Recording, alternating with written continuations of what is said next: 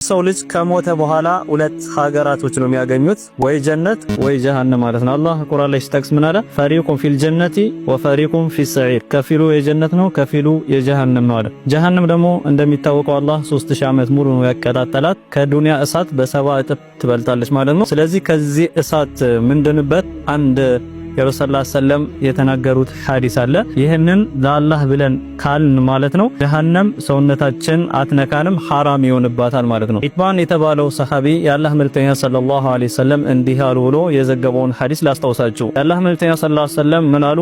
ኢነላህ ቀድ ሐረመ ዐለ ናር፣ አላህ በእሳት ላይ እርም አድርጓል። መን ቃለ ላኢላሃ ኢለላህ፣ ላኢላሃ ኢለላህ ያለ ማለት ነው የብተጊ ቢዛሊከ ወጀህ አላህ፣ የአላህን ፊት ፈልጎ ላኢላሃ ኢለላህ ከልብ ያለ ሰው በሱ ጀሃነም በሱ ላይ ሐራም ትሆንበታለች ማለት ነው። ስለዚህ ይህን ቃል ከልባችን ነው ማለት ያለብን፣ ለገንዘብ፣ ለብር፣ ለሴት፣ ለጥቅም ብለን ማለት የለብን ማለት ነው። ስለዚህ ከልባችን ላኢላሃ ኢለላህ ካልን ሰውነታችን ሐራም ይሆንበታል ማለት ነው ጀሃነም። ስለዚህ ላኢላሃ ኢለላህ የሚለውን ቃል ከልባችን እንድንል አላህ ይወፍቀን። ወሰላሙ አለይኩም ወራህመቱላሂ ወበረካቱ።